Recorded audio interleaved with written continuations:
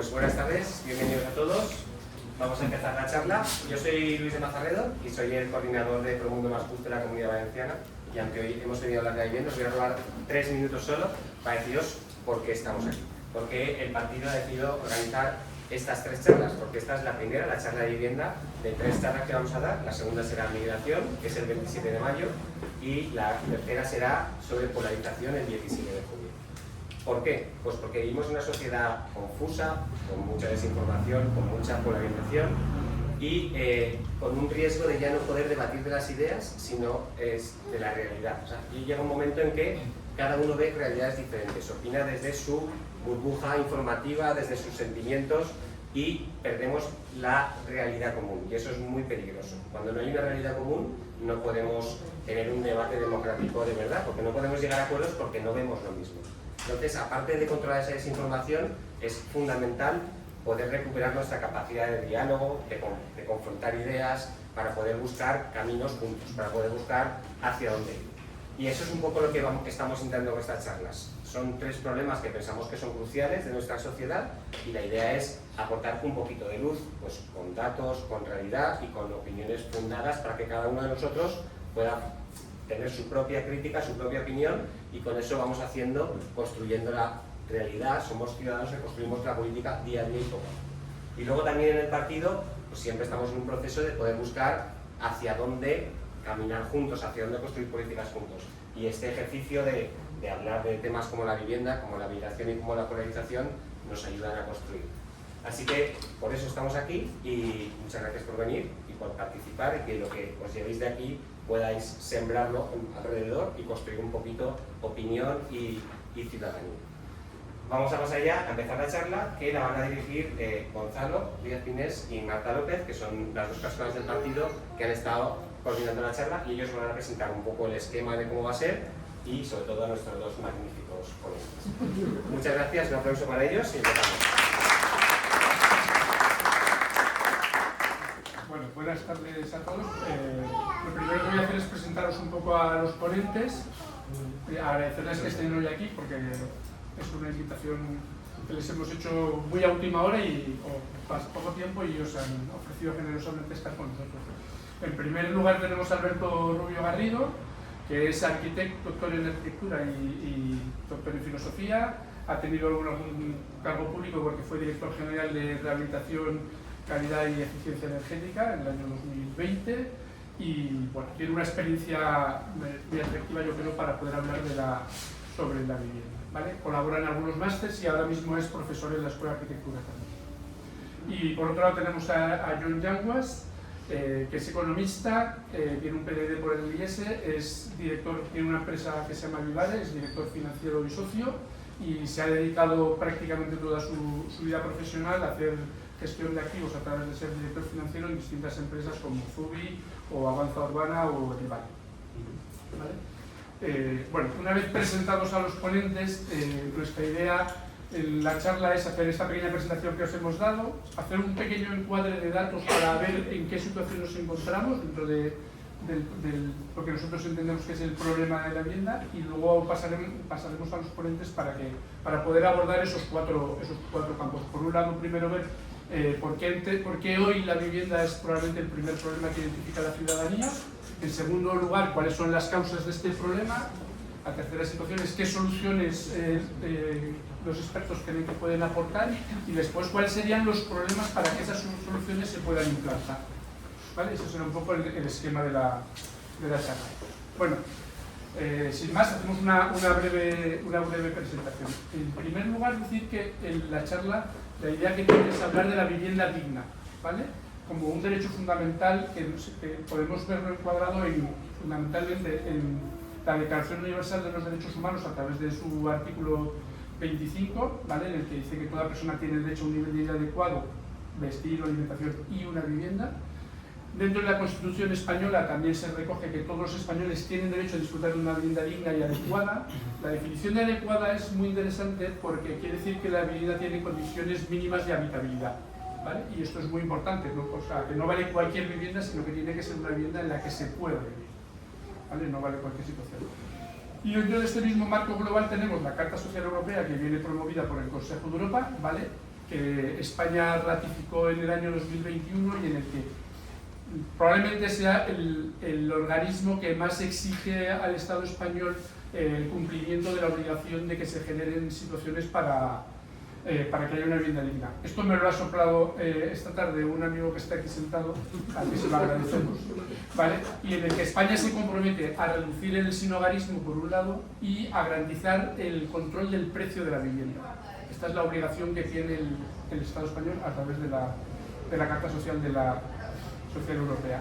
Y luego está la Carta de los Derechos Fundamentales de la Unión Europea, también a través del artículo 44, en el que dice que el Estado tiene que generar una serie de ayudas para generar una vivienda. Por generar un poquito de debate, la vivienda la podríamos ver desde los dos puntos más extremos. Por un lado, lo que acabamos de ver, que son las obligaciones que tienen los estados y el Estado español de generar una situación para generar vivienda digna, ahora veremos qué tipo de vivienda, y por otro lado lo que actualmente en la sociedad vivimos como la vivienda, que lo entendemos como un activo, que lo que utilizamos es que es un generador económico. La gente que tiene un ahorro apuesta por meter una vivienda sabiendo que va a crecer el precio, ¿vale? Y básicamente lo utilizamos como si fuera una moneda de intercambio económico. Por situarnos un poco, si hiciéramos una pequeña escalera de lo que significa de cuáles son las distintas situaciones de la vivienda en la sociedad, empezaríamos en el mundo más bajo, en la que tendríamos situaciones en las que la gente vive sin dignidad, pues primero sin hogar, en la calle, a continuación en casas abandonadas donde no se reúnen las mínimas condiciones de habitabilidad, a continuación se podría pasar un escalón donde hay casas ocupadas que sí que tienen las condiciones de habitabilidad pero que se están robando esas condiciones, y a partir de ahí podríamos entrar en lo que hoy vamos a hablar, es la generación de vivienda digna y adecuada a través de pisos de acogida, viviendas sociales con sus distintos grados de protección o lo que entendemos como vivienda digna. ¿Vale? Y bueno, ahora doy paso a mi compañera Marta, que va a plantear algunos... Bueno, buenas tardes a todos. Yo os voy a centrar un poquito unos datos, una serie de datos para que sepamos cómo hemos llegado hasta este problema. Y a mí me gustaría que os quedarais con las grandes cifras, porque la verdad es que dependiendo de dónde vamos a buscar los datos y dependiendo de quién los dé, pues a lo mejor estamos hacia un lado o hacia otro y no son datos absolutamente exactos. Pero las tendencias y los macrodatos, eso sí que nos interesa, ¿vale? Aquí en el primer gráfico lo que vemos es, por un lado, la evolución de la población en España, que desde el año 75 hemos pasado de 35 millones a 49,57 millones de personas ahora mismo en 2026.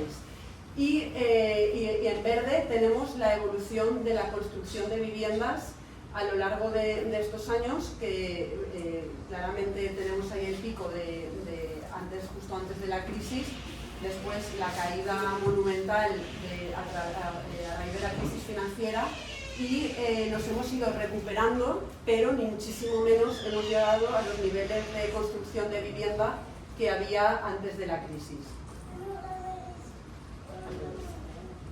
Vale. En estos gráficos lo que tenemos es la evolución de los precios de la vivienda, tanto en España como en la Comunidad Valenciana.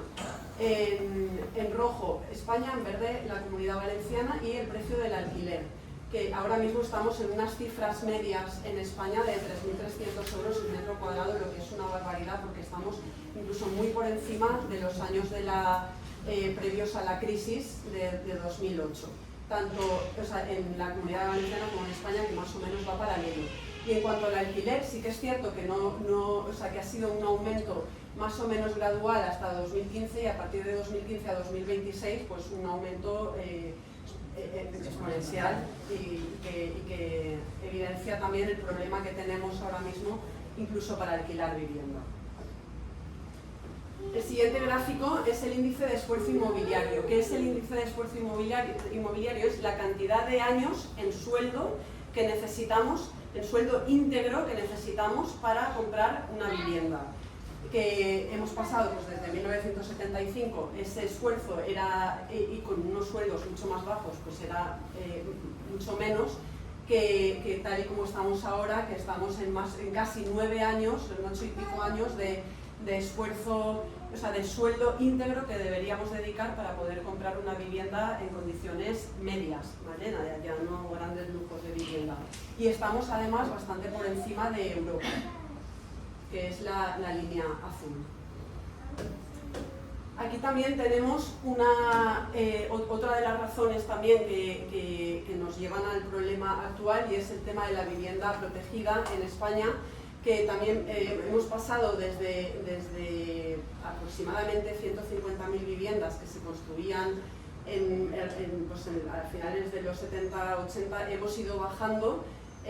Después de la crisis bajamos a niveles ínfimos de construcción de vivienda protegida, y ahora nos vamos recuperando. En principio, después de la ley del derecho a la vivienda, hay proyectos de que se vaya a construir más, pero de momento también son cifras, son proyectos, son intenciones, pero que tampoco se están llevando a cabo ahora mismo.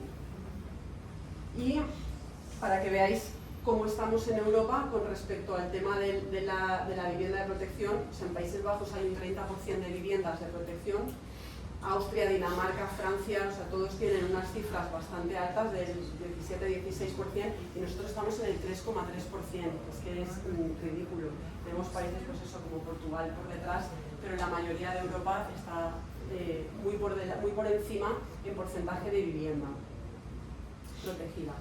Y otra de las razones que también nos llevan al problema actual de la vivienda es que a partir de 2007, desde la creación de plataformas del estilo de Airbnb, que para quien no lo sepa, como dato curioso, se llama Airbnb porque los que lo crearon eran tres amigos que, para sacar un poco más de rendimiento a su casa y poder pagar el alquiler, pusieron 3 camas hinchables en su salón con desayuno incluido, y entonces era Airbnb and breakfast, entonces por eso de ahí Airbnb, pero como dato curioso. Pero bueno, desde 2007 que se creó Airbnb y este tipo de plataformas, las viviendas de uso turístico han crecido exponencialmente. Ahora mismo en España podemos tener alrededor de 500.000 viviendas de uso turístico, en teoría con licencia.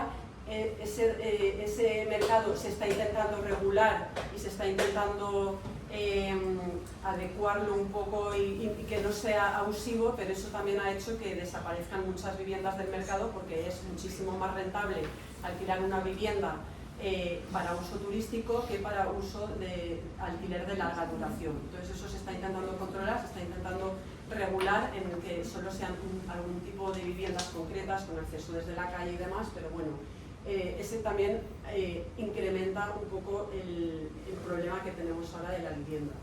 Y con estos datos, para centrar el problema, pues ya pasamos a lo que es el diálogo. Bueno, pues para poder empezar con el primer bloque que teníamos preparado, que es saber la opinión de nuestros ponentes, porque la vivienda actualmente es el que la ciudadanía considera como el primer problema que tenemos. Pues hay una serie de parámetros que influyen claramente en el precio de la vivienda, que es lo que nos separa de poder llegar a adquirir una vivienda o alquilar una vivienda o poder tener un sitio donde habitar.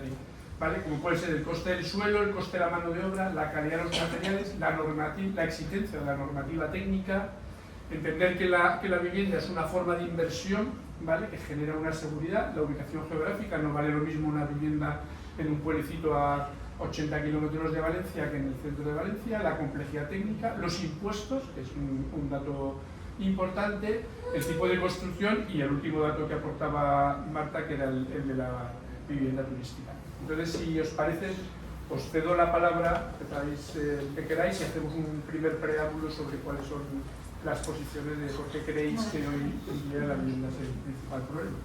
¿Vale? Bueno, en primer lugar, muchísimas gracias por la oportunidad de estar aquí hablando de vivienda, ¿no? Es como una cosa que debería estar mucho más presente en el diálogo público y que no deberíamos escatimar en medios. El primer apartado que nos proponíais tenía que ver con algo que es inevitablemente subjetivo y creo que es importante reivindicarlo como tal. ¿Por qué es hoy el primer problema detectado por la ciudadanía? Esto, desde un punto de vista histórico, marca un punto de inflexión que tenemos que tener muy presente. Y las razones de ello, que abordaremos de una manera más particularizada en el siguiente bloque, nos llevan a señalar que lo es principalmente porque la percepción de la ciudadanía hacia eso que antes era una garantía de estabilidad, ¿no? Eso que era una garantía de refugio, empieza a quebrarse. Nos está rompiendo un contrato social que había en España, que adoptó varias modalidades, ¿no? Tuvo un formato durante el franquismo, tuvo un formato durante las primeras décadas de la democracia y se está rompiendo. Ya no es una garantía la vivienda de refugio. En un contexto de un país que, a diferencia de otros, como nuestros colegas centroeuropeos, por ejemplo, no tenemos un estado de bienestar muy fuerte. Aquí en España es muy importante la familia, es muy importante el tejido social.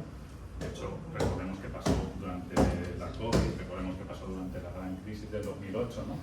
En la que las familias fueron el último refugio de las personas damnificadas, ¿no? Esa ruptura es una crisis muy profunda y ha pasado a ser la primera preocupación básicamente porque ha afectado transversalmente a toda la sociedad. Ya no es una cuestión solo de la población vulnerable. Antes los problemas de la vivienda lo tenía la gente vulnerable. Ahora la gente trabajadora, la gente que tiene un sueldo regular, tiene un serio problema. Y es un problema que afecta a nuestras vidas y a nuestra manera de configurar la vida. De ahí que no sea sorprendente que esté cobrando este protagonismo, ¿no? en las preocupaciones de la ciudadanía. Y yo con esto cierro diciendo que por lo menos debería sorprendernos sobremanera la desadecuación entre lo que es evidentemente una preocupación mayor y un problema objetivo con la respuesta que se le está dando, que es cercana a nula. Ahora mismo la percepción de la gente es: no hay nadie atendiendo este problema, no hay nadie a ninguno de los niveles administrativos atendiendo este problema, no hay siquiera la percepción de tener interés por resolverlo, sino más bien utilizándolo como una herramienta de confrontación que está cobrando a veces como un protagonismo incluso soez, ¿no? O sea, vergonzante, cuando se utiliza como una herramienta política y se van lanzando unos a otros y demás. Es el primer problema porque afecta a toda la sociedad y porque supone una quiebra en una cultura muy arraigada, la cultura española basada en tejido social, basada en la familia, la vivienda como refugio.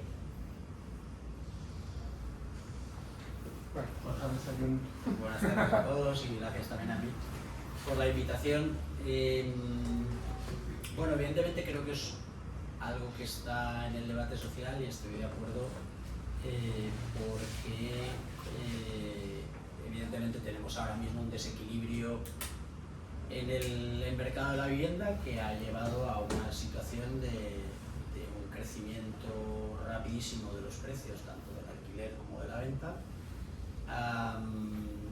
y a la que estoy de acuerdo con Alberto, que no se están dando las soluciones adecuadas, porque pienso fundamentalmente que verdaderamente es un problema muy complejo y que este sector requiere, cualquier medida que se vaya a tomar requiere de mucho tiempo para que eso se llegue a notar en algún momento.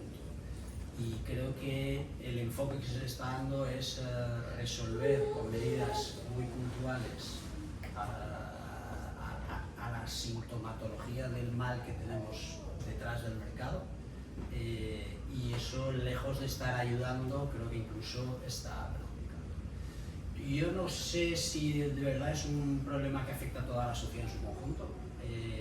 Creo que afecta especialmente a ciertos colectivos, fundamentalmente los jóvenes, que no han llegado a tener su propia vivienda, en propiedad me refiero, que evidentemente el acceso al alquiler también es caro, y de aquellas personas que en su momento cuando la vivienda era bastante más accesible, no pudieron acceder a la vivienda en propiedad, y ahora siguen sin poder acceder a la vivienda en propiedad, lo tienen más lejos todavía, pero es que además el alquiler, que era algo razonablemente asequible, esa asequibilidad se ha perdido. Entonces, España, que durante mucho tiempo se dijo que era casi en tono peyorativo una sociedad de propietarios de vivienda, que en Europa todo el mundo veía el alquiler, etc. Bueno, pues se ha demostrado que eso era un factor de resiliencia para la sociedad, y afortunadamente hay una parte importante que no sufre tanto ese problema. Quien la está sufriendo son, insisto, creo que todas las personas jóvenes que se van queriendo emancipar y no pudiendo, o haciéndolo de forma muy precaria, o bien pues eso, gente, colectivos de rentas bajas que ya en su momento no pudieron acceder a la propiedad y que todavía tienen más complicado. Habéis mencionado estos días en el periódico había un artículo que hablaba sobre el bienestar, sobre el estado del bienestar, y decía que España era un país que estaba dimensionado para generar bienestar para 40 millones de personas. Ahora mismo, como ha dicho Marta hace un rato, somos casi 50 millones en España, y lo que apuntaba este artículo es que el país no tiene la capacidad económica, ¿vale? Aunque es verdad que cada vez hay más empleados, más trabajadores que generan recursos para el país, no tiene esa capacidad económica para poder generar un estado de bienestar para 50 millones.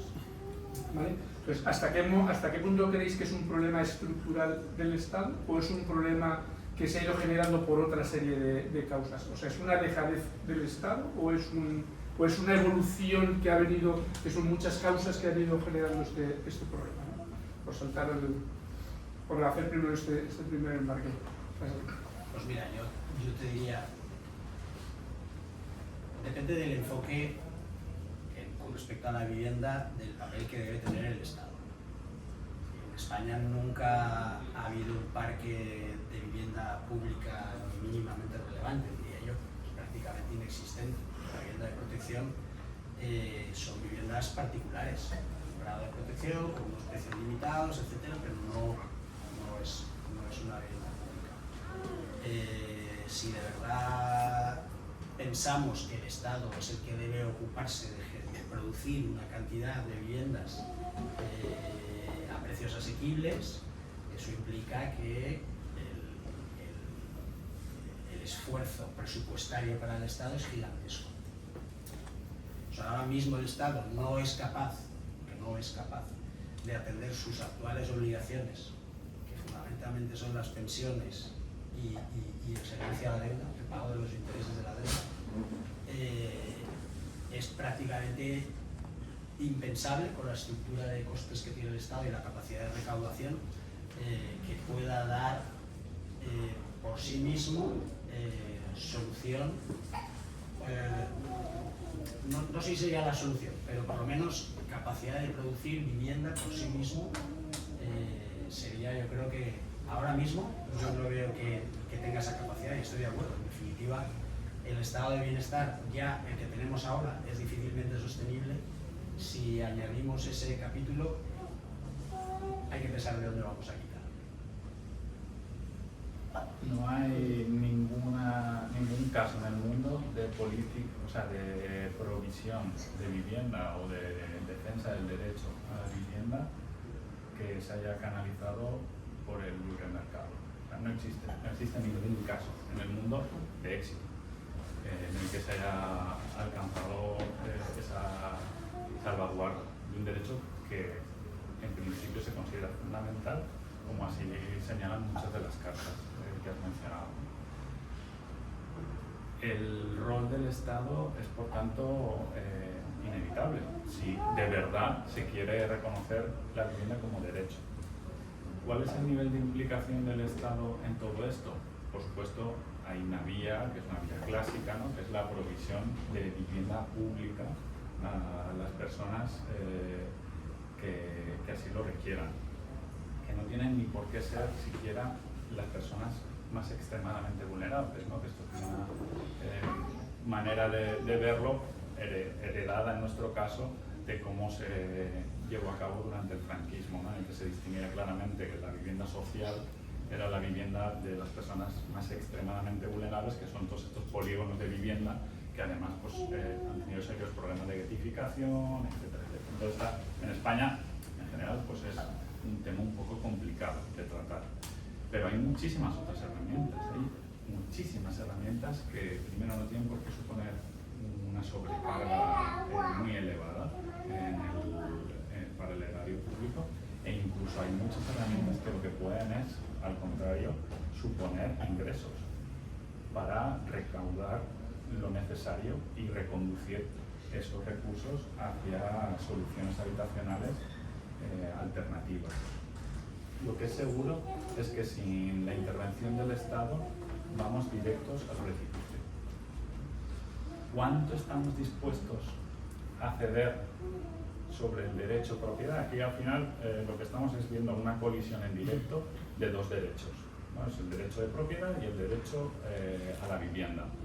En muchas leyes autonómicas, leyes estatales, se reconoce la función social de la vivienda, que es un término que viene a modular el derecho a la propiedad privada frente a un uso específico de la vivienda. Se viene a decir con el derecho social a la vivienda que esto no es un mero bien de mercado, es un bien esencial que además tiene unas características que hacen que no se comporte como una patata. Es decir, la patata puede ir a donde haga falta, la vivienda está donde está y tiene las características que tiene, además que son bienes que apalancan mucho dinero, o sea, tiene una serie de características intrínsecas que hacen que no la podamos considerar un bien de libre mercado.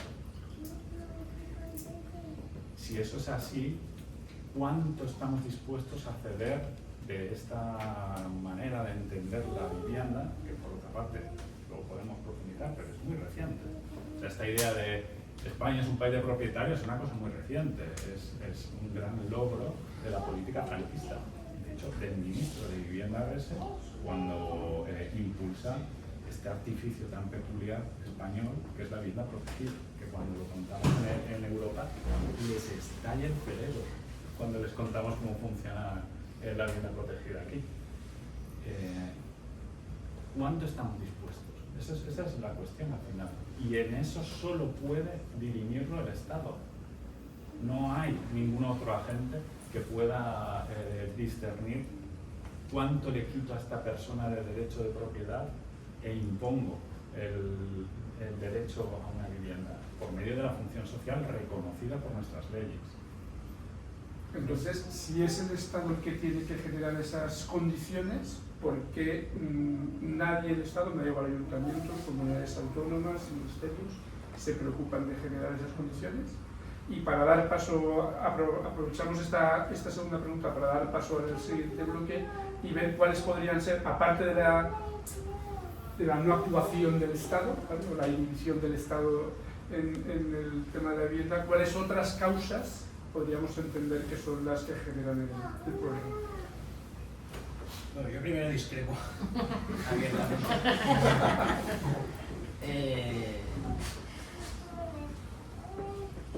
¿Pero conmigo o con...? Sí. Quiero decir, podría ser conmigo también. Podría ser. Es para prepararme. No, discrepo abiertamente. Quiero decir, has dicho que el mercado nunca en ningún sitio ha resuelto de forma satisfactoria el problema de las... El problema no. Satisfactoria para la ciudadanía. Para la ciudadanía. Sí, sí. Bueno, al final en un mercado hay dos partes y siempre hay un intercambio en el que ambas partes, cuando llegan a un acuerdo, es porque ambas partes están satisfechas. Eso es lo primero. En un mercado libre no hay coerción, no hay obligación. ¿Vale? Con lo cual, debemos aceptar que cuando hay un acuerdo es bueno para ambos. Otra cosa es que fuera mejorable para ambos. Bueno, dentro de las limitaciones que debe haber en un acuerdo, pues todo el mundo debe ceder. Yo discrepo de eso porque creo que, de hecho, en los últimos, en España en concreto, el desequilibrio grande se produce en los últimos 5 o 6 años, yo diría que más. Evidentemente los mercados no son perfectos y cualquier organización basada en decisiones de personas, tiene siempre necesariamente ineficiencias y desequilibrios. Pero creo que es la mejor manera que conocemos las personas, los seres humanos, las sociedades, de encontrar equilibrios en el mercado. Pensar que el Estado por sí mismo es capaz, como decías tú, de dirimir, oye, hasta dónde llega tu derecho a la propiedad, hasta dónde llega tu derecho a la vivienda, yo voy a intervenir, yo voy a tal, creo que es precisamente lo que provoca los desequilibrios y lo que nos lleva a situaciones como la actual. Ahora profundizaremos un poco en cuáles son las causas de este desequilibrio, que yo lo llamo un desequilibrio de mercado. Hay un déficit de oferta frente a una demanda creciente, y yo creo que donde nos tenemos que enfocar precisamente es decir, primero, cuál es el origen, y segundo, cuáles son las maneras más adecuadas para recuperar el equilibrio. Y yo sí que creo que hay que dejar, el Estado lo que sí que se tiene que preocupar es de dar los medios, crear el marco adecuado para que todas las personas que están metidas en este mercado puedan encontrar el equilibrio a sus necesidades y a sus intereses. Yo estoy completamente de acuerdo contigo. ¿En qué discrepo? No, bueno, fuera coñas. Se había convencido tan rápido. No, y en muchas cosas estamos de acuerdo. Yo lo que he intentado decir es que no que la cuestión tenga que resolverla el Estado de una manera unilateral, impositiva, ¿no? Que parece que es como más interpretado, sino que es el único que puede dirimir un conflicto que es un choque entre dos derechos, y hay que deslindarlos, porque el mercado no es capaz de dirimir eso por sí mismo de manera satisfactoria para los derechos que se tienen por los que vela el Estado. Siendo, en mi opinión, el bien vivienda un bien que no puede ser considerado de mercado, el Estado inevitablemente tiene que intervenir. ¿En qué medida? No se sabe. Cuando dices que no Un es segundo, mercado, te voy a ilustrar indirectamente esto, porque es una cosa muy sorprendente. O sea, estamos en el momento, es curioso, estamos en el momento de mayor desregulación de la vivienda. Sí, es que es alucinante, pero es así. Y fíjate hasta qué punto voy a ser desafiante, que voy a defender la política franquista de vivienda, lo digo en serio. Hay como dos grandes políticas de vivienda en la historia reciente de España. Bueno, el problema de la vivienda, para empezar, es un problema que surge con el urbanismo, no como disciplina, no sé si era un compañero de urbanismo, sino como concepción. Antes, sencillamente, la gente se construía sus casas y funcionaba. No había un problema como tal, no se había conceptualizado como tal el problema de vivienda. Surge cuando, de repente, hay unas migraciones masivas a las ciudades y empieza a haber problemas sanitarios muy graves, vinculado además con todas estas políticas higienistas que son extremadamente intervencionistas. En España, ¿qué ocurre? Bueno, llevamos tarde a todo, como de costumbre, y lo que nos pasa con el franquismo es que hay un contexto muy particular. No tenemos recursos de ningún tipo, estamos aislados, no puede entrar capital de fuera, no somos capaces de generarlo desde dentro, pero sí tenemos un problema muy acuciante de vivienda. Es que es cuando, es como la tormenta perfecta, ¿no? Empezaron a mover muchísima población en las ciudades, que son estas imágenes a veces como sobrecogedoras, ¿no? De esas barriadas de chabolas en los alrededores de las grandes ciudades, ¿no? De los años 50, de la gente que dejaba los campos y se iba a las grandes ciudades buscando un futuro para ellos y para su descendencia. La política franquista, extraordinariamente intervencionista, construye masivamente viviendas para alojar a las personas más vulnerables. Inventa el artificio de la vivienda de protección, que la verdad es que luego me gustaría poder entrar al cogollo de qué es eso, porque es una locura la vivienda de protección.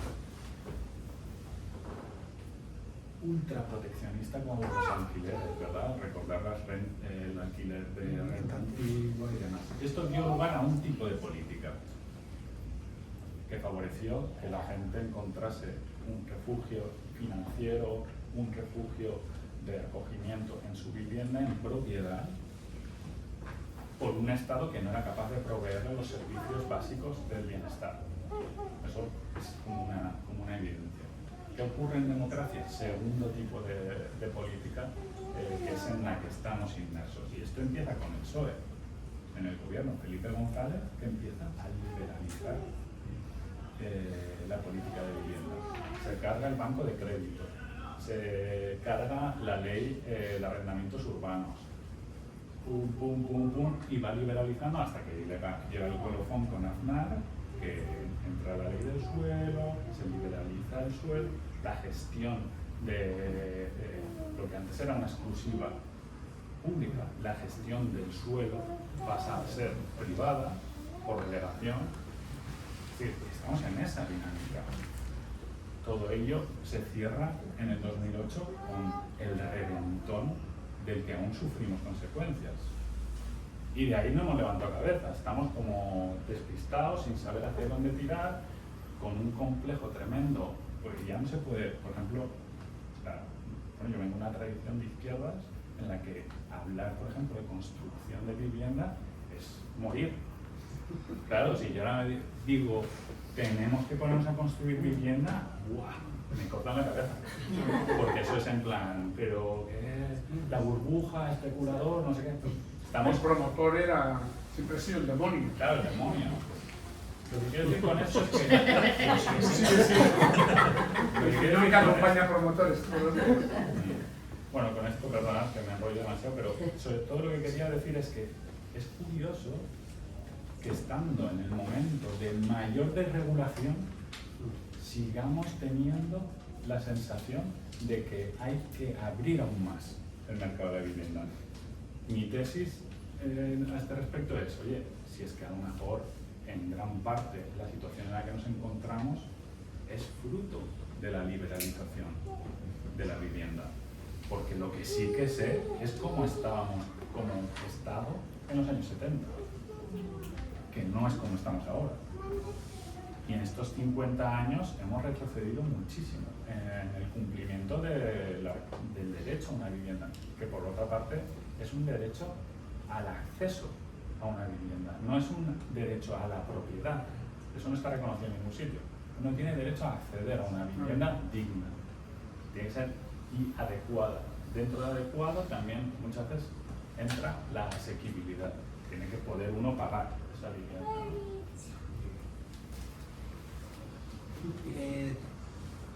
Decir que está desregulado, yo no lo puedo compartir tampoco. Ahora dices. En general. Realmente el mercado de la vivienda es un mercado, o sea, el sector, vamos, de la vivienda extremadamente regulado.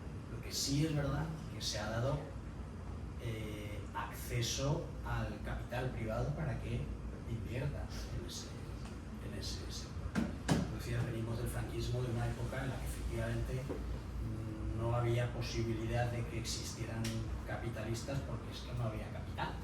Y como no venía de fuera, pues era tremendamente complicado.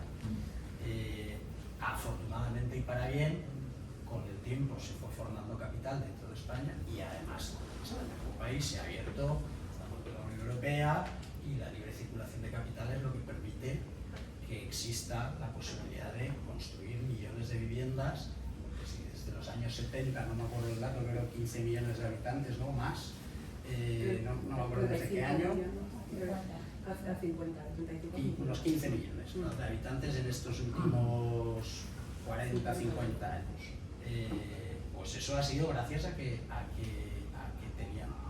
entrado el capital privado y a que ha sido capaz de desarrollar viviendas.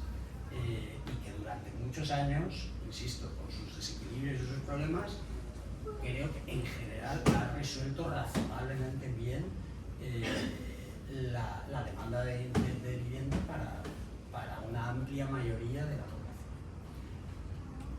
Siendo que, indudablemente, y si quieres ahora entramos un poco en la coyuntura Entonces, explícame cuál es el problema de la vivienda. Ahora mismo. Si efectivamente ha conseguido resolver. ¿Cuáles serían las palancas que hacen que la vivienda haya crecido de una manera, primero, que no se construyen viviendas? ¿Cuáles serían los motivos por los que el parque inmobiliario es pequeño, a dejadez del Estado? Hemos ya avanzado un poco. ¿Y cuáles serían los factores que generan ese problema? Por entrar un poquito... Mi tesis es que ahora mismo el número de viviendas, o sea, hay un desequilibrio entre la oferta y la demanda. Y cuando hay un desequilibrio en la oferta y la demanda, y en este caso el síntoma es el crecimiento de los precios, eso, el origen es o bien un crecimiento de la demanda mayor que la oferta, o la oferta no alcanza la demanda.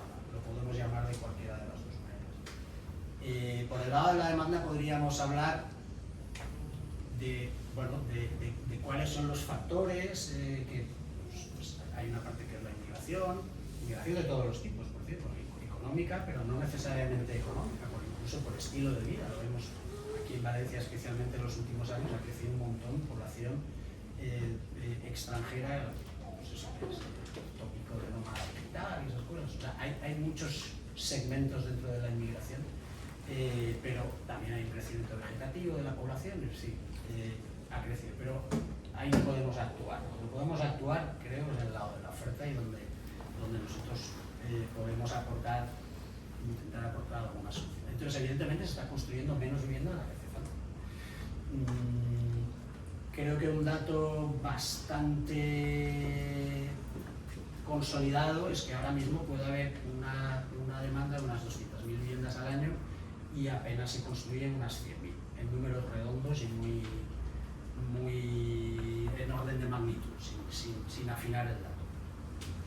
Entonces, yo pienso que donde nos tenemos que focalizar es en cómo somos capaces de crear el marco necesario para que o bien se movilicen viviendas que no están, o sea, que están construidas, pero por X razones no están en el mercado. ¿Por qué no están en el mercado? Porque no le interesa al propietario, porque no es capaz de invertir lo necesario para poner esa vivienda en una situación adecuada para que el mercado la acepte, porque tiene miedo de poner esa vivienda en el mercado por la regulación cambiante, que para mí es uno de los temas importantísimos ahora mismo, la regulación cambiante y la incertidumbre jurídica que se genera. Eso por un lado. Y por otro, ¿por qué los promotores no son capaces de producir más viviendas? Si lo pensamos, si están creciendo los precios, pareciera que es el momento perfecto para construir algo bestia. Que tampoco sería bestia, que estaríamos hablando de 200.000, que en este país han construido 600, 700.000 viviendas al año. Pero vamos, que el doble de lo que se está haciendo. Pues evidentemente hay restricciones que no están permitiendo a los promotores producir más vivienda. Pero no están permitiendo construir más vivienda probablemente porque el precio de salida de esa vivienda no tiene el mercado necesario. ¿No? A lo mejor ese es el motivo. O sea, yo no construyo viviendas y las pongo en el mercado porque como la vivienda cuesta X, la cantidad de población que puede acceder a esa vivienda es una franja muy pequeña. Entonces, por eso, la mezcla sería la dejadez de políticas estatales que pudieran favorecer que se generara vivienda y de qué manera podríamos, para evaluar esas causas, de qué manera podríamos actuar sobre el precio de la vivienda, porque al final, lo que comentaba Marta al principio de la exposición es el diferencial está entre lo que es el salario mínimo y el esfuerzo económico que hay que hacer. Entonces, ¿de qué manera podríamos conseguir que el precio de la vivienda o se estancara o por lo menos ver si hay alguna manera en la que podamos conseguir que ese precio se controle o baje? Es que juegan muchísimas cosas a la vez. Es la primera sesión de 10 o 12 que tenemos. Para empezar, creo que insistir tanto en que el problema se centre en la construcción de vivienda es desviar la atención. O sea, el problema es el acceso a la vivienda. Se puede acceder a la vivienda de muchas maneras. Para que una vivienda sea asequible, no hace falta construirla. Es más, hoy, dada la coyuntura, es muy difícil construir vivienda asequible. por las razones que estás muy bien trayendo a colación. Y aquí es donde, perdona un poco la broma, pero es aquí donde arranca de repente el discurso liberalista que acude al Estado en busca de subvenciones, ¿no? y acude al Estado en busca de herramientas para compensar lo que el libre mercado no está proveyendo. Ostras, tío, me estás diciendo que no interviniese. Entonces, o sea, tenemos que ser honestos. Con los promotores se tiene que trabajar y se tiene que trabajar en sintonía. De hecho, uno de los grandes problemas que tiene España es que vamos dando bandazos. No hay política de vivienda que no pueda durar menos de 20 años. Eso es una engañifa. O sea, ir cambiando cada 4 años, cada 8 años de rumbo nos lleva pero al desastre total. Porque no estamos consiguiendo ni una cosa ni otra. Y estamos generando lo que tú llamas eso, como una especie de inseguridad jurídica, le llamas. Que por inseguridad, digamos, la que, por ejemplo, generan las guerras o las... No, bueno, lo digo para que centremos también que el problema no es que tengamos una normativa de habitabilidad que exige unas condiciones, sino que ahora mismo no nos podemos proveer de los materiales que hacen falta, no hay mano de obra, etcétera, etcétera, ¿no? Y luego hay, por centrar el tema, creo que no es el problema central la construcción de vivienda, es una herramienta para solucionar el problema. Hay muchas otras maneras de solucionarlo. Lo que pasa es que no lo abordamos con perspectiva. O sea, por ejemplo, se habla de un desajuste entre la oferta y la demanda, por supuesto. Si estamos en un contexto de compra-venta, cuando hay esos desequilibrios que llevan a que lo que tú estás ofreciendo nadie te lo puede comprar, pues hay un problema de oferta y demanda. Pero ¿qué oferta y qué demanda? Es lo importante. Si estamos hablando de nativos, o sea, de nómadas digitales, pues es gente que viene con unos sueldazos de impresión a aprovecharse de las condiciones, y digo aprovecharse con todas las letras, de unas condiciones muy concretas de nuestro país y de nuestro territorio. Un buen clima, una buena gastronomía, un buen rollismo que es muy atractivo, indudablemente. Y están tensionando mucho un sector. Pero ¿qué pasa con toda esa gente que, decías, los jóvenes o los migrantes que vienen buscando y cuidando a nuestros ancianos y cuidando a nuestros hijos cuando nosotros tenemos que trabajar, ¿no? ¿Qué pasa con toda esa gente? Están ocupando bajos con lo que ha pasado en esta ciudad. Estamos convirtiendo bajos en viviendas para personas vulnerables en zonas inundables. Es que es una cosa alucinante. Y es un mercado intervenido, es que no lo entiendo.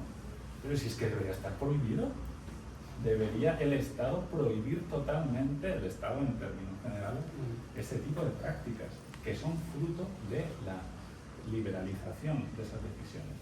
Que no estoy responsabilizando a quien lo hace, ¿no? El Estado es el responsable. Al igual que de cada desahucio el Estado es el responsable. Cuando se critica a un propietario que quiere desahuciar a una persona que no está pagando, no es él el responsable. No tiene por qué un propietario sufragar un impago de su inquilino. Si es una persona vulnerable o una familia vulnerable y no puede pagarlo y no hay alternativa habitacional, el Estado tiene que sufragar ese gasto, pero nunca el propietario. Pues esas son todas herramientas que hay que desplegarlas simultáneamente y además, y cierro con una perspectiva, y esto creo que es fundamental y tiene que ver con los desajustes entre la oferta y demanda. Por ejemplo, vuelvo un poco a mi tradición esta maltrecha política. No hay que construir. Yo miro los números y hay un 20% de viviendas vacías. Mentira. Mentira. ¿Dónde están esas viviendas? Donde nadie quiere ir. Son o viviendas estacionales o municipios en despoblamiento. Vale. bueno, reparemos ese error estratégico en el discurso. ¿Eso quiere decir que no haya que incorporar todas esas viviendas? Por supuesto que no. ¿Por qué? Porque creo que una de las razones por las que somos incapaces de salir de este bucle infinito es que no tenemos una mirada territorializada de la vivienda. Entonces, como que vamos al rebufo de la demanda y estamos hipertrofiando áreas metropolitanas, generando espacios inhabitables. O sea, bueno, no sé cuál es vuestra percepción, pero Valencia ha perdido mucha calidad de vida estos últimos años, ¿verdad? Y tiene mucho que ver con todo esto. Tiene mucho que ver con la turistificación, que ahora hablamos. Somos 50 millones de habitantes, pero es que llegan 100 millones todos los años. 100 millones de turistas. Esos tienen que estar en algún sitio. Eso es donde queremos llegar este año. Estamos todavía en los 90 y pico. Esos van por la calle Caballeros. Lo digo porque, por ejemplo, o sea, una mirada territorializada de la vivienda con intervención pública nos llevaría a, por ejemplo,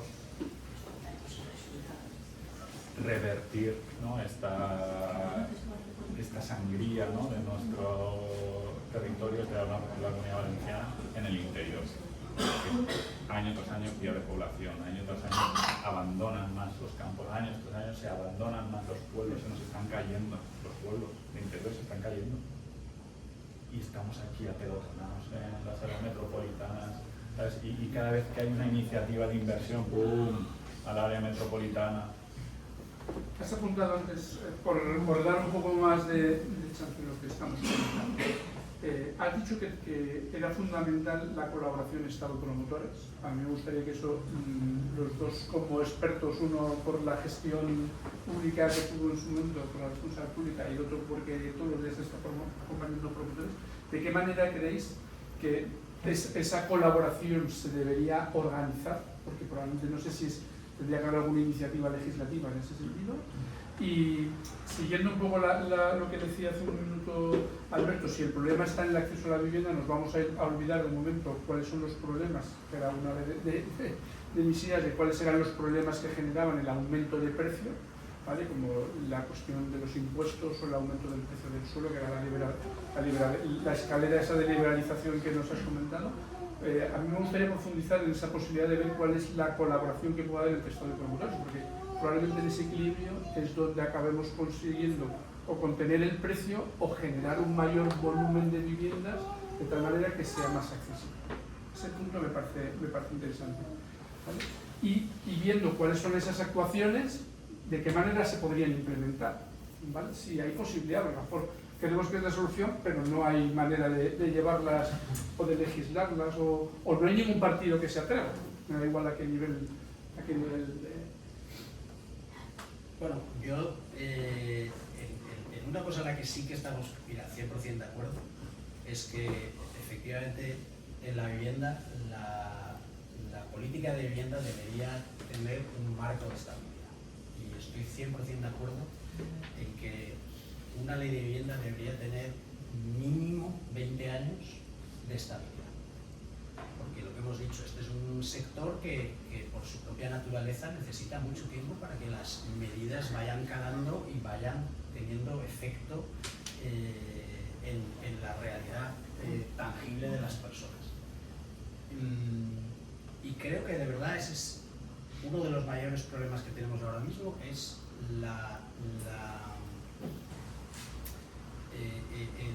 el atacar el problema a golpe de decreto. A golpe de decreto, a golpe de ICA, oye, a mí se me ha ocurrido esto y a ver si me la aprueban y a ver si 2 meses de prórroga y no sé qué.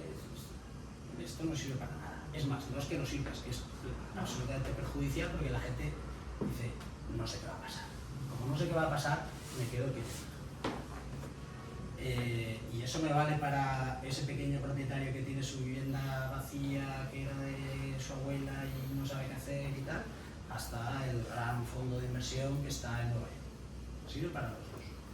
Entonces, ahí sí que desde luego creo que lo primero sería, ya podríamos entrar a debatir qué tipo de ley, qué medidas debería haber, cómo debería ser esa colaboración, pero ya solo con que hubiera un marco estable, que ningún partido tuviera ningún incentivo, porque esa ley debería tener un gran consenso social, y que cuando llegue un nuevo gobierno no tenga ningún incentivo a cambiarla, porque dice, la gente está contenta con lo que hay.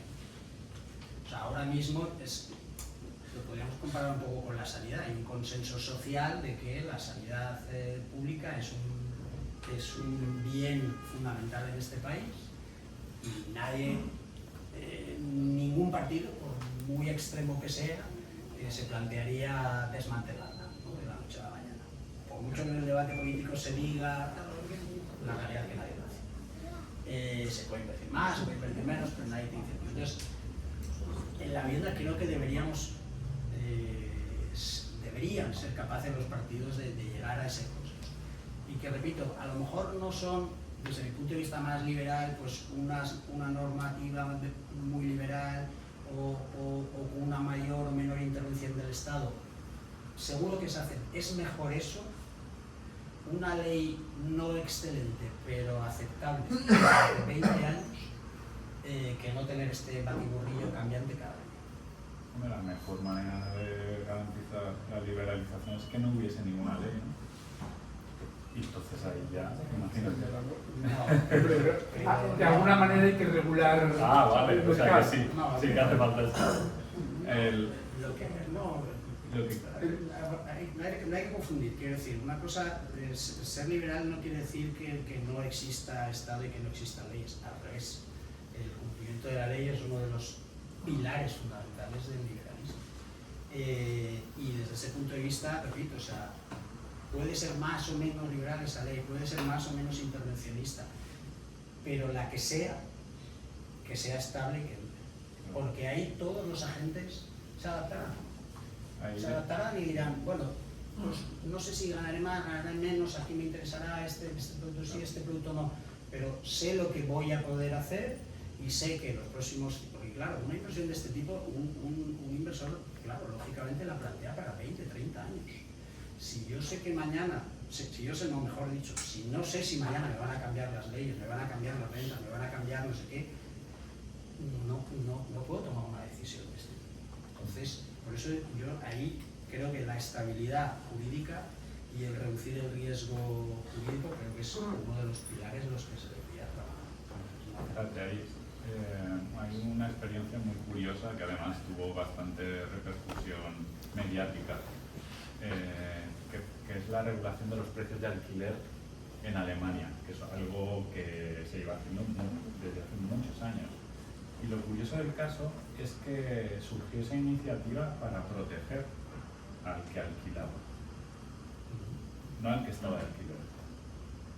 Porque era un momento de bastante volatilidad de los mercados y lo que pretendieron con esa ley es dar garantía al inversor. Es decir, como mínimo te garantizas esto, un aumento sostenido en el tiempo del alquiler con arreglo al IPC. Pero ya está, eso es lo que fijaron, ¿no? Pero curiosamente era en favor de la estabilidad de la inversión. Y digo esto porque la correlación tiene que darse, pero bueno, necesariamente. Es evidente que el Estado no puede resolver esto y es evidente que, a mi modo de ver, que los promotores tampoco, de manera aislada. Y yo creo que además es como fácilmente visualizable en otros países. En otros países lo tienen organizado de manera que el Estado se ocupa de las cuestiones en las que no puede alcanzar bajo ningún concepto el sector privado o el tercer sector.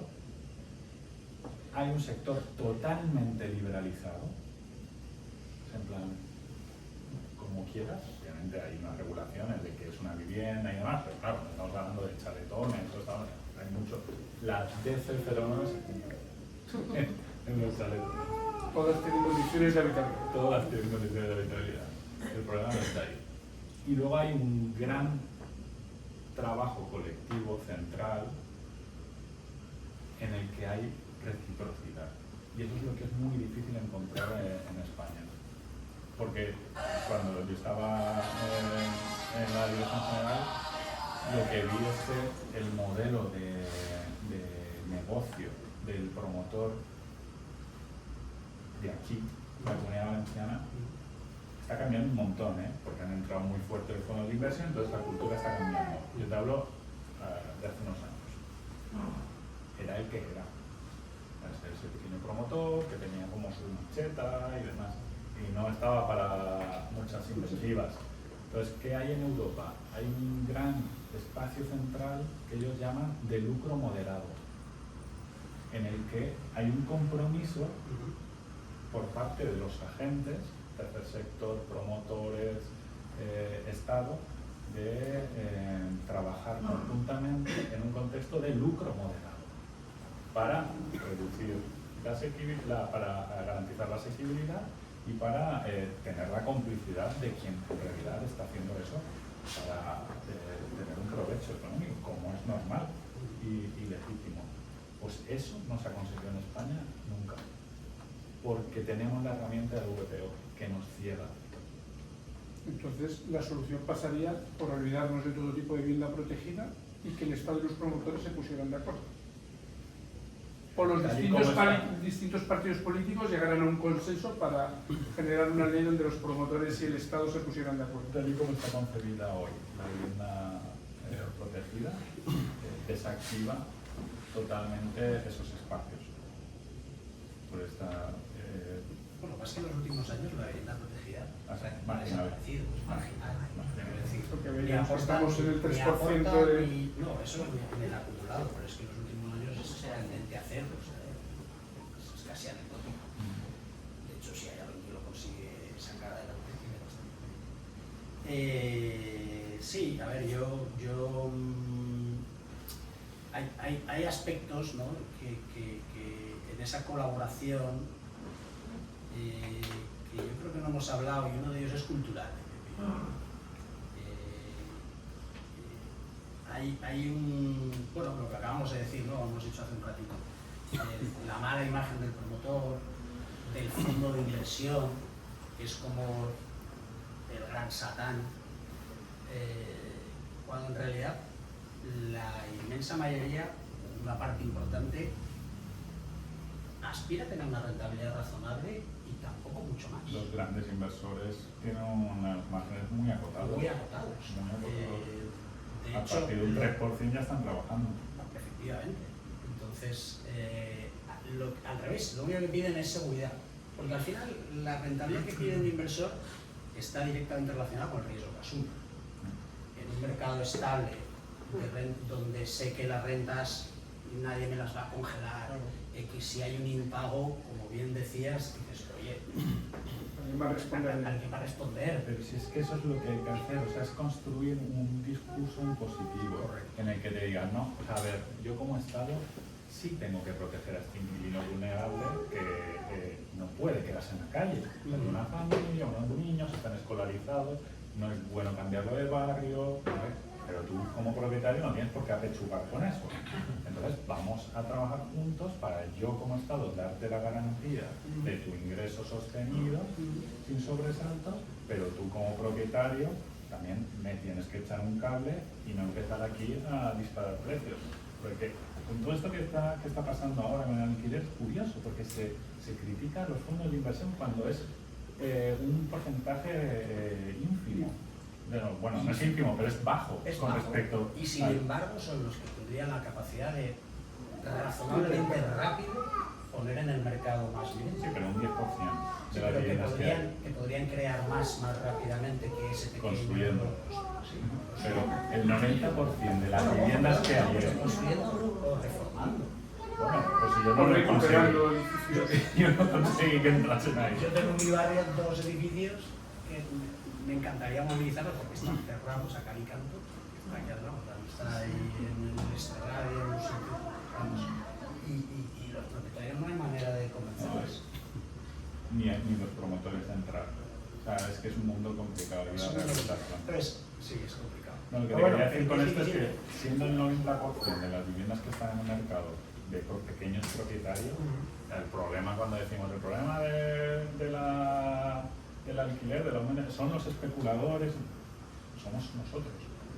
Entonces somos todos los españoles que somos micropropietarios y nos hemos subido al carro. Pues en plan, oye, si puedo alquilarlo por un poco más, ¿por qué no voy a hacerlo? No, pues eso es lo que tampoco deberíamos consentir. Porque evidentemente dejándonos solos, la liamos. No somos capaces de decir, bueno, voy a ganar un poco menos y no fastidio a esta familia. Bueno, yo en general pienso que sí, perfectamente, tienes toda la razón. Pues ahí es donde tienen que entrar los consensos entre el Estado, bueno, propietarios inversores. hay tantos como personas. Y hay gente que dice, mira, yo tengo un buen inquilino que me paga razonablemente y aunque sé que podría ganar 200, 300 euros más, pues mira, no, me quedo como estoy. En 10 años ha subido un 80% Sí. del alquiler. Lo que pasa es que no es, yo creo que no hay que achacarlo a una voluntad Especulativa. Sí es especulativa, porque ese acaparamiento, claro que tiene una razón especulativa, porque tú ves un mercado al alza y dices, lo guardo, que mañana valdrá más y pasado más. Entonces, lo que tenemos que intentar es que se den las circunstancias para que ese mercado no sea con ese crecimiento loco de precios que lleve a ese tipo de comportamientos. Y lo que tenemos que intentar es movilizar todo el parque de viviendas existente y nueva para que vuelva a reequilibrarse la vivienda y entremos en un círculo virtuoso. El círculo virtuoso es, hay un crecimiento razonable, la gente puede pagar las rentas y yo tengo un marco de estabilidad en el que sé que razonablemente la inversión va a tener una rentabilidad de riesgo. Cuanto más especulativo es el mercado, peor también para el promotor. Al promotor tampoco le interesa que suban los precios 15% o 20%, al promotor profesional sobre todo. A ese que ha heredado un edificio y tal, a ese sí que le interesa. Eso es fundamental. Que se está Lo que queréis es que lo que hay que cambiar es la mentalidad de la sociedad. España es un país de micropropietarios, todo el mundo quiere tener una vivienda en propiedad por tener una estabilidad económica futura, porque eso es lo que se nos ha venido vendiendo. Entonces, ¿de qué manera cambiamos esa manera de pensar? Más allá de que hagamos una ley en la que el Estado y los promotores se pongan de acuerdo, que me parece difícil con el nivel de discusión que hay ahora. Pero ese cambio de mentalidad... La mentalidad, o sea, ahora mismo creo que no es una cuestión de mentalidad, es una situación de mercado. Y si los precios van para arriba, pues la gente sube los precios. Es que no lo podemos evitar, es que las personas somos... Yo lo intenté, pero... O sea, lo que no podemos hacer es luchar contra la naturaleza de las personas. Sí podemos intentar que ese mercado no esté tan desequilibrado. Y a corto plazo, o a medio plazo, lo que no es tan fácil, es, insisto, poner un poco el marco necesario para que la oferta suba. Y poco a poco ese mercado se vaya estabilizando. Y a partir de ahí no hay ese interés especulativo, que repito, no favorece a nadie. Este mercado no favorece a nadie. Tampoco al promotor profesional no le conviene. Porque además ese cambio cultural que decía, ¿no? de que creo que tenemos que socialmente no demonizar a los fondos de inversión, a los inversores, al pequeño propietario. Ni al Estado tampoco. Si el Estado lo que le pide todos esos agentes es deme un marco estable. El que usted considere, pero que sea estable, por favor. No me lo cambie cada año. Ya está. Entonces, vamos a hacer un resumen. Os propongo que deis unas pautas sobre de qué manera se puede controlar el precio de la vivienda. Fáciles, ¿no? Si tiene que haber una bajada de impuestos, si hay que controlar el valor del suelo, si el Estado tiene que regular el precio del alquiler de alguna manera, alguna situación así que sean palancas, que sean fáciles de llevar a cabo, ¿vale? Luego, una segunda situación, en esta intervención que decíamos del Estado, ¿cuál debería ser una actuación mínima que tendría que haber entre Estado y sociedad, entre Estado y productores? Y un último mensaje de esperanza, porque al final lo que vemos es que estamos en un callejón sin salida, entonces hay que ver de qué manera podemos abrir ese callejón, ¿vale? Entonces, lo primero, palancas fáciles. Segundo, una pauta sobre cuál debería ser esa colaboración, que habéis dicho algo, pero de una manera más concreta, y un mensaje de felicidad para finalizar. Es decir, si nos puede haber un poco de esperanza en este mercado, porque si no nos vamos a ir todos hoy a cenar diciendo que no hemos sido capaces de proponer nada positivo. Y yo creo que sería bueno intentar acabar con un mensaje propositivo y positivo.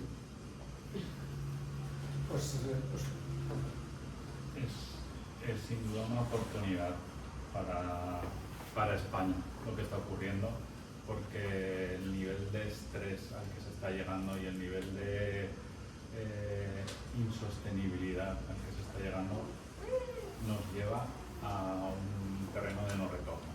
O sea, ahora es o lo reformulamos o es que vamos a colapsar como sociedad.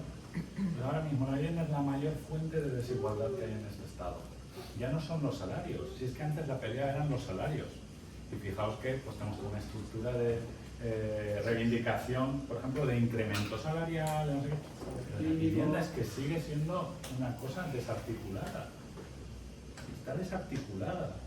Entonces es una gran oportunidad lo que está ocurriendo para de una vez por todas afrontarlo de verdad. Porque al final la pregunta para mí no es tanto cuántas viviendas hacen falta construir, ¿no? Sino qué clase de sociedad queremos. Porque hablamos de vivienda como demasiado como objeto, pero es que constituye la manera en la que nos relacionamos y la manera en la que vivimos y el horizonte de vida que nos proporcionamos, el qué vivienda tenemos, ¿no?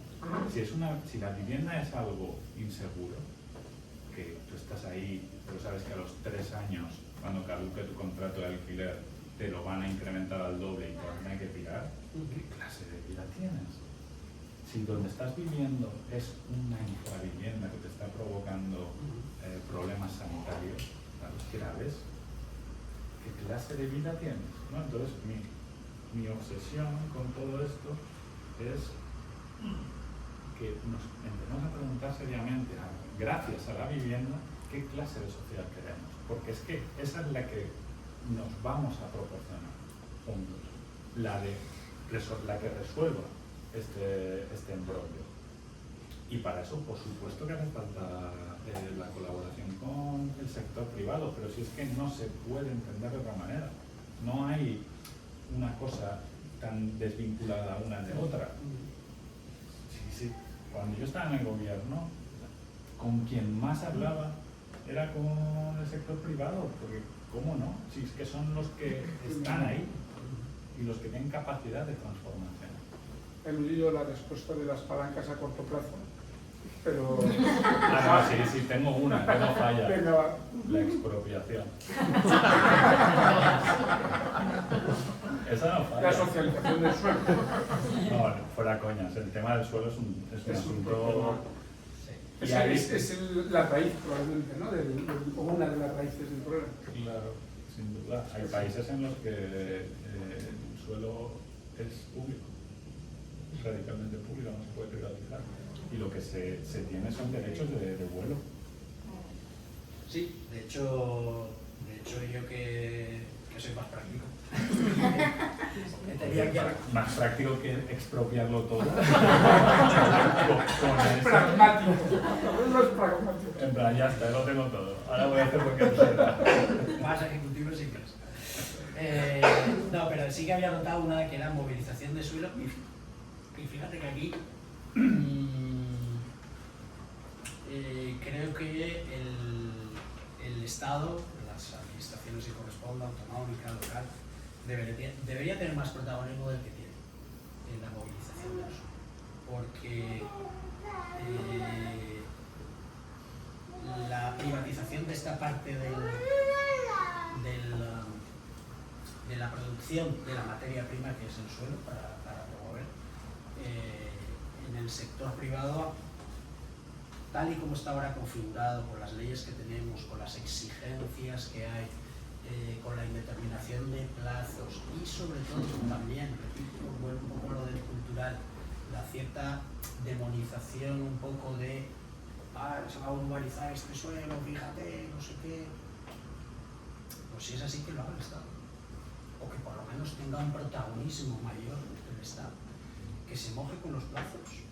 Que diga, oye, esto lo vamos a movilizar porque hace falta, porque queremos crear X mil viviendas en Valencia, en donde sea, y somos nosotros los que lo movilizamos y los que hacemos para que, con todas las garantías, este suelo cambie de uso y se convierta en suelo urbano.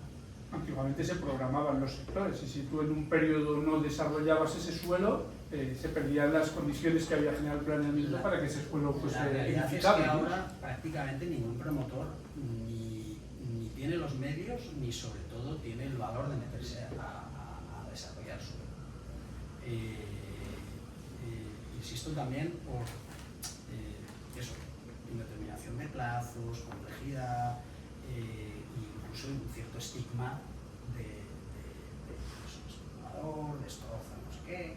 Pues ahí tiene que colaborar un poco más el sector público e incluso liderar.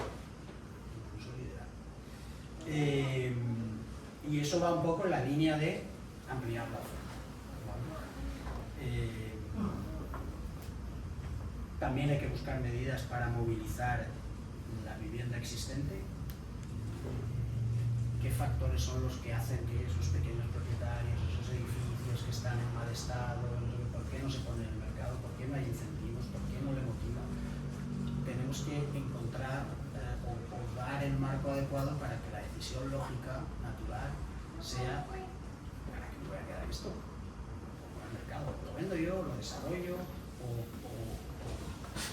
en fin, busco financiación, lo que sea que necesite para movilizarlo. Ahora mismo no tiene esos incentivos para movilizarlo. Y luego sí que es verdad, y tienes razón, es decir, el tema de la construcción, que no hemos entrado, y era uno de los puntos, si queremos hacer obra nueva, y con los precios que hay ahora, de producción de la vivienda, no solo de construcción, de producción. Esos costes también afectan a la rehabilitación. También, por supuesto. Es más caro. Hace que sea casi imposible poner vivienda asequible de obra nueva en el mercado. Entonces, de toda la estructura de costes del desarrollo de una promoción, hay bastantes palancas que se podrían tocar. Desde el coste del suelo, que una de las razones es pues eso, movilizar suelo, ahí debería ir ajustando. Un tema que en la comida el otro día lo sacamos muy de soslayo, pero que es el tema de la calidad de la vivienda y la normativa, los requerimientos del código técnico actual.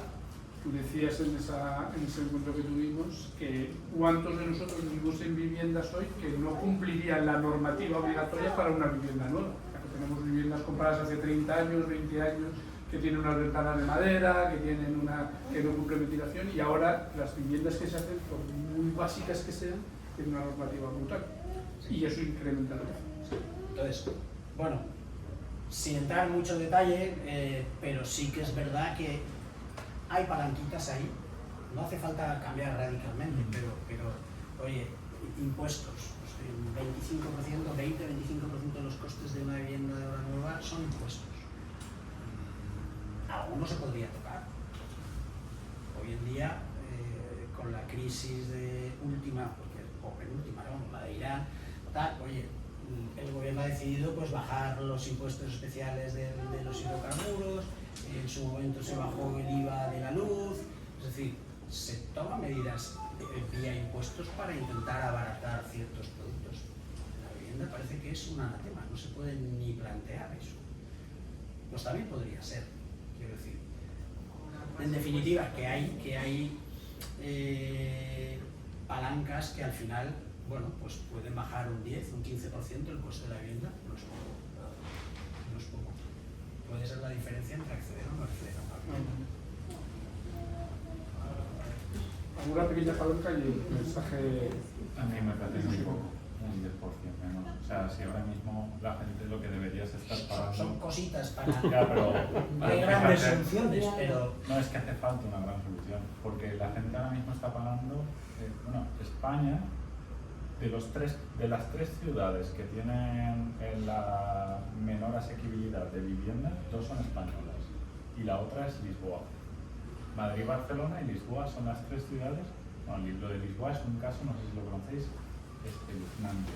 O sea, ahí están pagando 116% de su sueldo para sufragar la vivienda. 116%. O sea, las personas tienen que inevitablemente convivir con otras, que pueden ser sus parejas o serán eternos estudiantes, para poder sufragar la vivienda.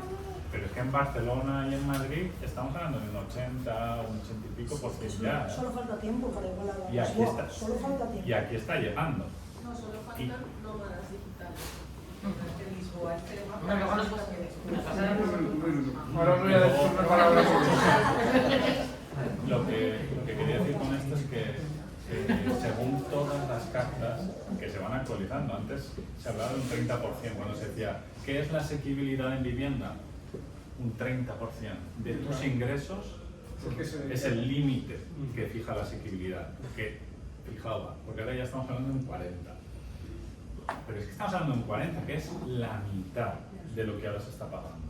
O sea, que lo que necesitamos es básicamente un milagro, dentro de las condiciones en las que ahora mismo nos estamos dando. Tenemos que bajar a la mitad el precio de acceso a una vivienda. Eso no se puede hacer ni bajando impuestos, ni subsidiando suelos, ni... Bueno, pero igual no es... Pero no se no puede. llegas al objetivo, pero mejor quítale 5 puntos a ese diferencial. No, pero es que es hacernos trampas. O sea, si es que lo que necesitamos es una cosa que no somos capaces a lo mejor aún de conceptualizar, pero tenemos que ponerlo encima de la mesa en su gravedad, porque es que vamos directos al suicidio como colectivo. O sea, la gente no puede más. O sea, hay gente privilegiada, no sé en qué condiciones estéis vosotras, pero pues a lo mejor tenéis la suerte de tener una vivienda en propiedad de otra época. Pero la gente en general, de 40 para abajo, olvídate. Todos los migrantes, olvídate, eso es mucha gente. Y sobre todo es que es el futuro. Es el futuro laboral, es el futuro demográfico de esta sociedad. Pues ahí los estamos machacando.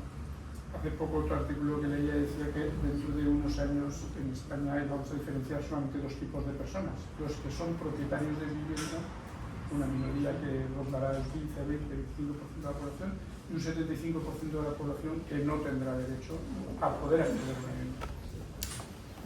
Pero bueno, como no hay mensaje ilusionante al respecto, no conseguimos que los ponentes nos ilusionen de alguna manera. Yo, aunque sea así como agoreros, tengo mucha... Hacemos ilusión en que se esté hablando como se está hablando en España de la vivienda, por fin. O sea, eso es como para ilusionarse. Y si es que antes no hablábamos con honestidad de la vivienda. Yo creo que lo más interesante al final es ver la posibilidad de que haya una colaboración entre la parte pública y la parte privada. Yo creo que esto es sería lo que yo creo que es más como un resumen más que englobaría un poco todo lo que hemos hablado. Creo que para poder llegar a esa situación tiene que haber un cambio de mentalidad y hay que tocar pequeñas palancas inicialmente, porque si no tocamos pequeñas palancas no vamos a conseguir llegar a ese marco de concienciación, ¿vale? Y yo creo que ese es el mensaje ilusionante. Tenemos que intentar convencer para que haya un gran pacto de Estado que dure en el tiempo, porque si no, efectivamente no seremos capaces de que la dinámica en la que estamos metidos, toquemos palancas grandes o pequeñas. Bueno, si ahora os parece bien, si hay alguien que tenga algunas ganas de intervenir o de plantear alguna pregunta o alguna reflexión, pues estáis todos invitados a hacerlo. A mí sí me gustaría directamente, ya que estoy en el centro, creo que el kit de la cuestión, aunque es un problema muy complejo, lo apunta un poco Alberto y está en qué modelo de sociedad queremos, ¿no? Porque al final la vivienda es algo que fija población, que tiene un impacto tan brutal en el modelo de sociedad que yo creo que queda pequeño hablar de regulaciones de suelo, de metros cuadrados, de códigos y de... Si eso no entra dentro de, digamos, de una estructura un poquito más amplia que abarque otras cosas. ¿Por qué tenemos un territorio tan amplio abandonado? ¿Por qué somos capaces de hablar de producto de cercanía y cercanía de la ciudad no hay nada? Es decir, tenemos que irnos a los pueblos de alguna manera a reconquistar esa Actividad económica. esa actividad, pero esa vivienda que hay, que se cae a pedazos, porque no hay tampoco un modelo social, digamos, territorial, que vertebre, real, desde el gobierno, que vertebre, que permita crear vidas en esos territorios también, con oportunidades, con servicios, que además generen riqueza, que fijen población, que pluralice, porque estamos todos haciendo lo mismo en el mismo sitio, apretados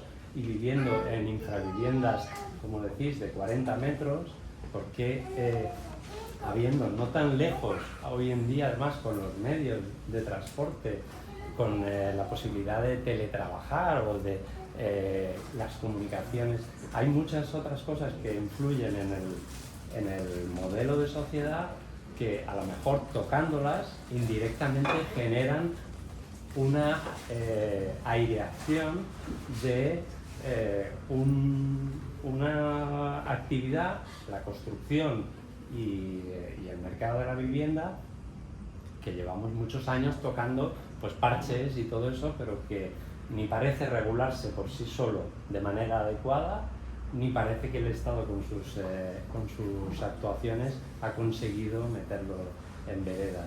Pero sí que hay otros grandes problemas que son transversales igual y tan fundamentales en el territorio, que yo creo que dan o podrían dar un montón de oportunidades, muchísimas.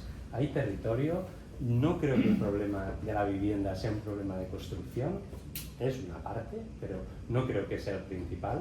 Hay población, España es un territorio, había 40 millones, ahora hay 50, es verdad, pero es que se ha construido mucho. ¿Qué pasa? ¿Que se destruye la vivienda? Se va construyendo. Yo siempre oigo, ahora vamos a hacer 200.000, este año 100.000, pero ¿y a dónde van esas viviendas? ¿Que caen por algún barranco o qué? No sé, si las vas sumando salen millones. Entonces, efectivamente, ¿qué pasa? Que a lo mejor como nosotros tenemos 2 o tenemos 3, o 4 o 5, ¿vale? Y a lo mejor el Estado sí que puede ir vía impuestos también ahí, generar recursos imponiendo alguna serie de tasas conforme va superando esa tenencia, ¿no? Quiero decir, hay muchas medidas, pero creo que a lo largo de toda la charla se ha centrado un poquito mucho en cómo construimos, cómo hacemos y tal, pero creo que Alberto lo ha indicado muy bien, qué modelo de sociedad queremos y hacia dónde vamos. Y si pensamos eso, si pensamos que la gente que vive en un pueblecito, en Teruel o en Albacete o en el interior de Valencia también tiene los mismos derechos y las mismas oportunidades tiene que tener que aquí, ¿por qué no estamos generando hacia ellos? Todo es pensar en construir en los alrededores bloques y bloques y bloques y estructuras que sabemos, como has dicho, lo que van generando. Y luego, por supuesto, el tema de la turistificación, ¿no? Yo lo cierto es que tengo un estudio 25 años en el centro histórico de la ciudad y tengo 4 solares alrededor, 25 años vacíos. En el centro histórico de Valencia. Entonces, está claro que algo en la normativa municipal, autonómica, tal, no funciona.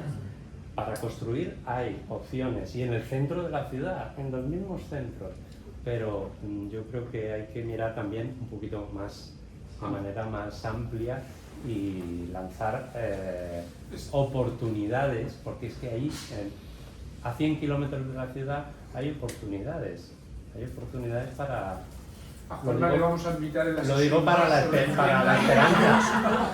Lo digo para la esperanza. Oportunidades de agricultura, oportunidades de oficios, oportunidades de Yo creo vivienda y que de eso que fijarse en la estás playa. diciendo tiene dos caminos. Uno es que deberíamos pensar de una manera más global y no pensar en los municipios como entornos limitados, sino en áreas metropolitanas, ¿vale? Y esas áreas metropolitanas que vayan creciendo y generando anillos.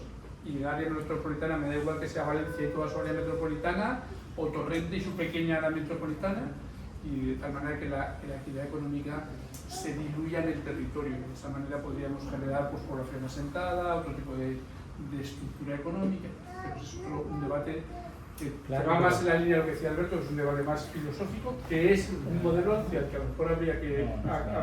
filosófico, habría que acabar viendo. Es el cambio de mentalidad. Es estructurante. O sea, de hecho yo en tono así un poco desafiante a veces digo que quizá que la vivienda debe dejar de entenderse como una herramienta urbanística, que es como se ha estado utilizando con frecuencia en nuestro país, y empezar a entenderlo como un vertebrador territorial. Y ese salto, solo ese salto ya nos abre muchas puertas. No es una solución definitiva, es una de tantas. Una de tantas. Porque ahora mismo, por ejemplo, 20 años después, nosotros compramos una vivienda y a mí me desgravaba la vivienda. Ahora mismo no desgrava la vivienda. Entonces también yo estoy a favor de Yolanda. No porque seas mujer, sino porque hay pequeñas medidas que no son utópicas y que nos permiten avanzar. Entonces, si a ti ahora no desgrava la vivienda, evidentemente no van a comprar la vivienda. Y ese 15 que decía Yolanda, más el otro poquito de la desgravación, pues a poquito se hace mucho, pero si vamos a una utopía, la utopía evidentemente es lo que es real, no es la realidad. No vas a construir donde no se venden. ¿No? Pero lo que pasa es que ese es otro debate distinto, porque eso sería el debate que estás planteando es distinto, es de qué manera yo que tengo capacidad económica puedo acceder a una vivienda o a una segunda vivienda. O se puede incentivar, o sea, de qué manera puede el Estado también aportar. Pero yo creo que ahora mismo estamos en un escalón inferior, y es que es cuánta gente no tiene capacidad de acceder a un primer espacio habitacional. Ya no voy a bajar el nivel, ya no estamos hablando de vivienda, sino alquilar. El otro día hablábamos con una hija nuestra, ¿cuánto cuesta alquilar un piso para compartir una habitación? Dices, bueno, pues si es que no llega, o sea, no... Y además no es desproporcionado no. con el precio luego real de la... O sea, es mucho más caro alquilar una habitación que alquilar una vivienda. Sí. O sea, Proporcionalmente. a mí me preocupa como sociedad muchísimo el hecho del pequeño propietario. O sea, que además yo tengo una casa en propiedad, pero además vivo alquilada.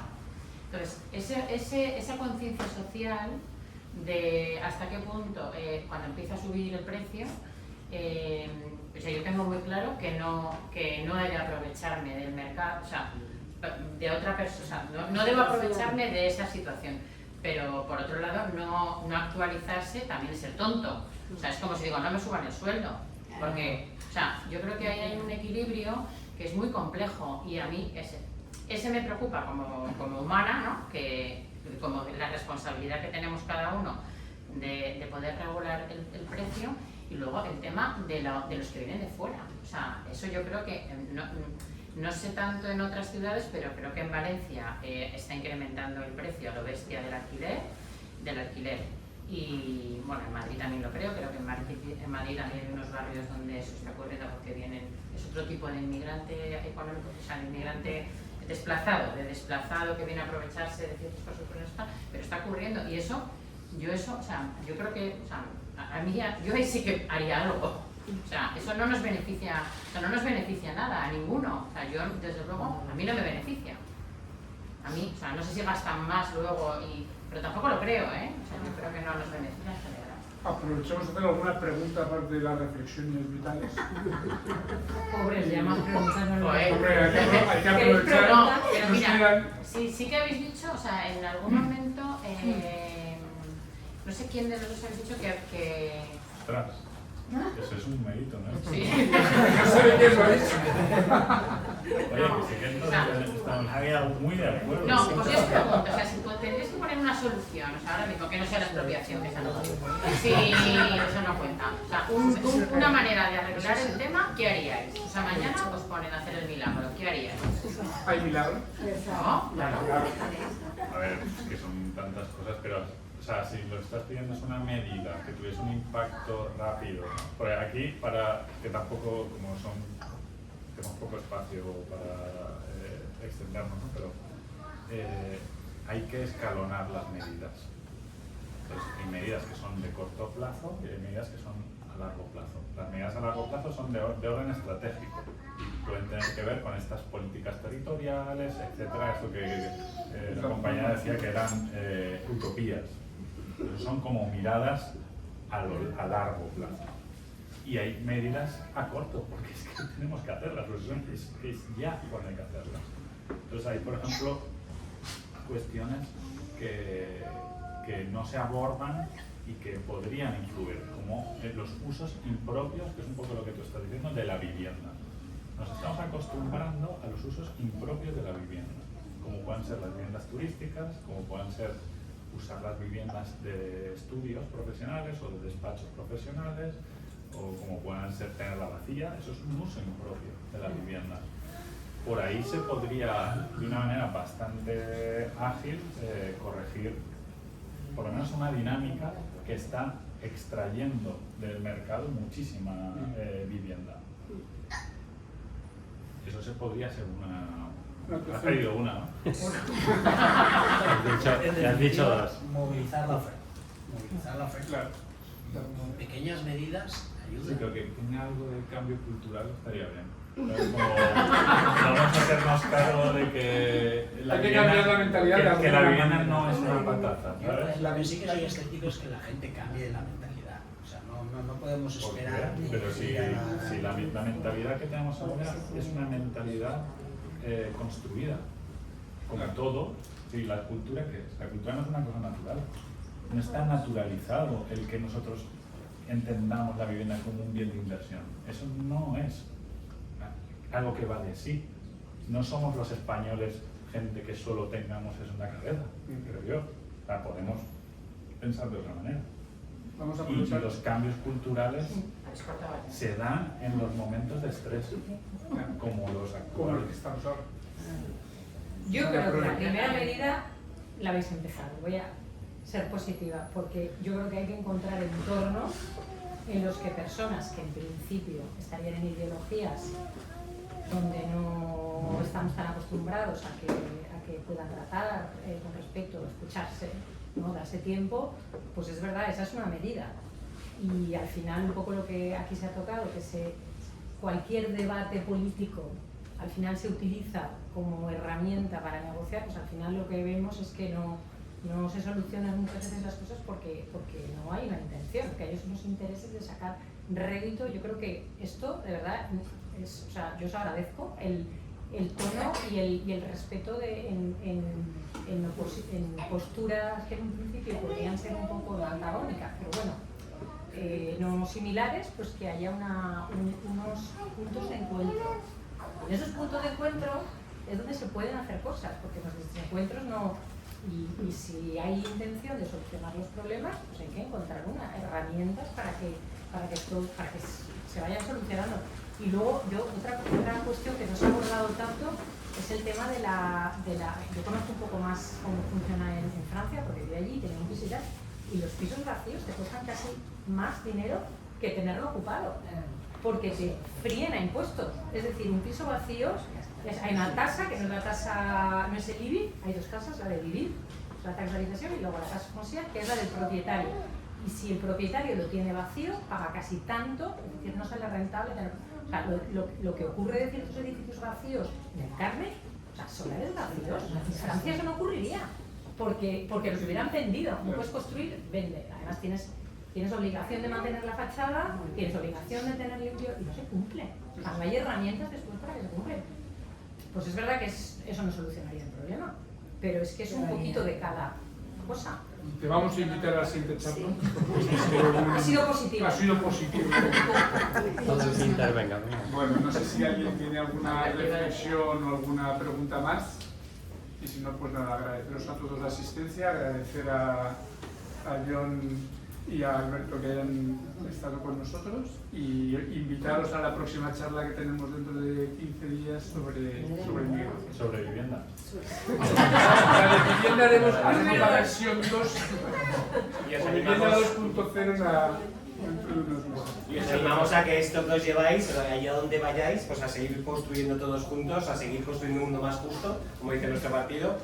Donde estéis a hacerlo, pues si os apetece hacer de la política, estáis invitadísimos a participar con nosotros.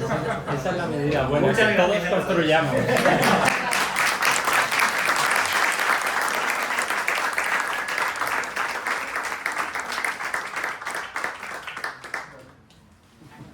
Bueno, pues gracias a vosotros.